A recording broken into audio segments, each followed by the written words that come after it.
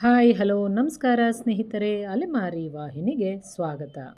ಕಾಳಹಸ್ತಿಯಲ್ಲಿ ರಾಹುಕೇತು ಪೂಜೆ ಮಾಡಿಸಿ ದೇವರ ದರ್ಶನ ಮಾಡಿಕೊಂಡು ಹೊರಗಡೆ ಬರೋಷ್ಟರಲ್ಲಿ 11 ಗಂಟೆ ಆಗಿತ್ತು.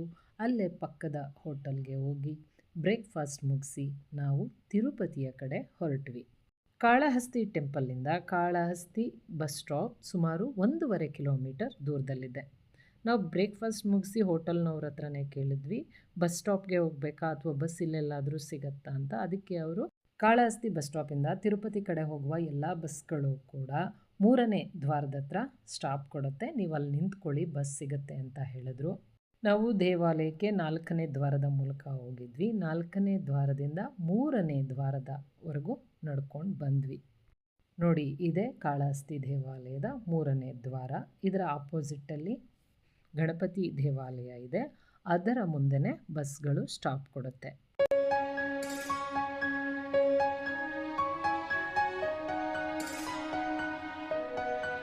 ಕಾಳಹಸ್ತಿಯಿಂದ ತಿರುಪತಿ ಸುಮಾರು 37ರಿಂದ 39 ಕಿಲೋಮೀಟರ್ ದೂರದಲ್ಲಿದ್ದು ಸುಮಾರು 1 ಗಂಟೆಗಳ ಕಾಲದ ಪ್ರಯಾಣ.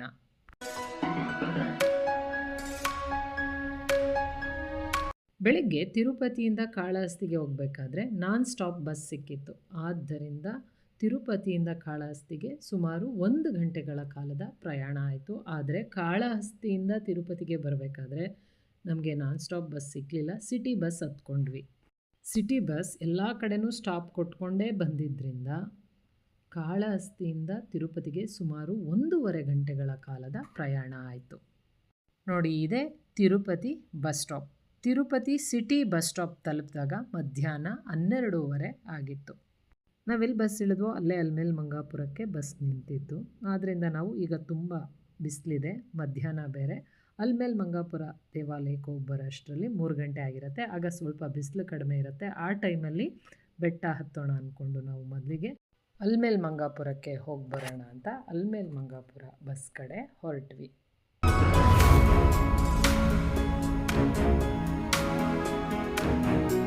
ಅಲಮೇಲು ಮಂಗಾಪುರವನ್ನು ತಿರುಚನೂರು ಅಂತ ಕೂಡ ಕರೀತಾರೆ. ತಿರುಪತಿಯಿಂದ ಅಲಮೇಲು ಮಂಗಾಪುರ ಸುಮಾರು 5.5 ಕಿಲೋಮೀಟರ್ ದೂರದಲ್ಲಿದೆ.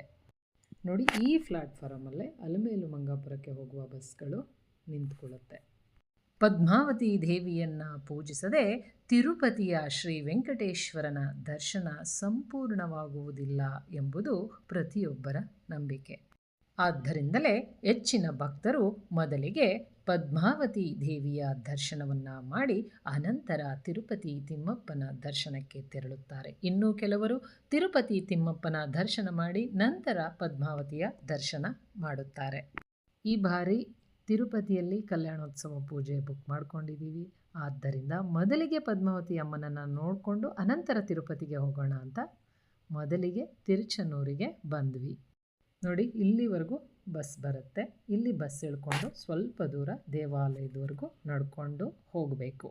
ನೋಡಿ, ಇದೇ ಪದ್ಮಾವತಿ ಅಮ್ಮನವರ ದೇವಾಲಯ. ಈ ದೇವಾಲಯಕ್ಕೆ ಸುಮಾರು ಜನ ಲಗೇಜ್ ಜೊತೆನೇ ಬರ್ತಾರೆ. ಆದ್ದರಿಂದ ಇಲ್ಲಿ ಫ್ರೀ ಲಗೇಜ್ ಕೌಂಟರ್ ಇದೆ. ಇಲ್ಲಿ ಟಿಕೆಟನ್ನು ತಗೊಂಡು ಪಕ್ಕದ ರೂಮಲ್ಲಿ ಹೋಗಿ ಲಗೇಜನ್ನು ಇಡ್ಬೋದು. ಸ್ಲಿಪ್ಪರ್, ಲಗೇಜ್, ಮೊಬೈಲ್ ಇದು ಯಾವುದಿಟ್ಟರೂ ಕೂಡ ಇಲ್ಲಿ ಪೇ ಮಾಡೋ ಹಾಗಿಲ್ಲ, ಎಲ್ಲವೂ ಫ್ರೀನೇ. ಮೊಬೈಲನ್ನು ಕೂಡ ಇಲ್ಲೇ ಇಟ್ಟು ಹೋಗಬೇಕು. ದೇವಾಲಯದ ಒಳಗಡೆಗೆ ಮೊಬೈಲ್ ಅಲೋಡ್ ಇಲ್ಲ.